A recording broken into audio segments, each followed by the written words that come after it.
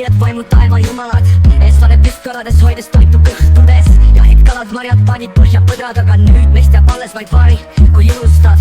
Ei ole lihtsalt sõnad, mis kaovad tuulde, kui keel sureb, on see lõpp meie rahvuse juurtele. Iga sõna, mis räägid, hoiab seda elavana.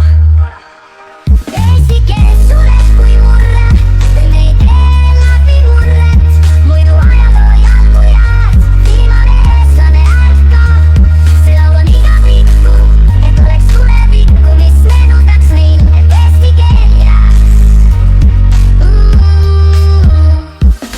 Rahvaarv kahaneb, minus 5000 veel, meie keel on kahanemas. Kas see on reaalne skeem? Lapsed kasvavad teistes keeltes, elavad võõras maailmas. Eesti keel ununeb, kas ongi meie saatus? Kuna eesti keel löödi välja 1908, tabakonverents tegi lõppu, see on fakt. 70-ndatel võrukeelsed said veel tunda viha. Nüüd küsimus, kas me suudame veel päästa oma rahvuse? Eesti keel sureb kui murre, teeme ei tee läbi murret.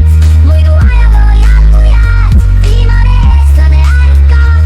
See laul on igapikku, et oleks tulevikku, mis meenutaks meil, et eesti keel jääb.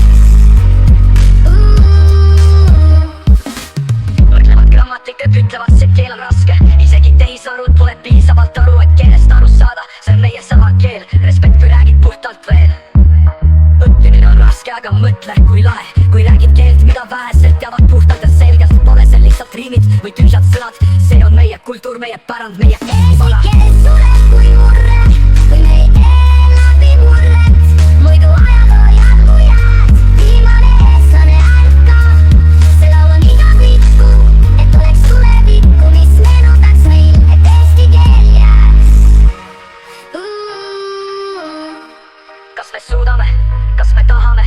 Keel elab vaid siis, kui me ise seda kanname. Pärand pole pelgalt laulus või muuseumis, see elab meie sees, kui räägime ja mõistame. Vaata, meie esivanemad andsid meile jõu, kandsid keelt, hoidsid seda eluveena nagu õhku.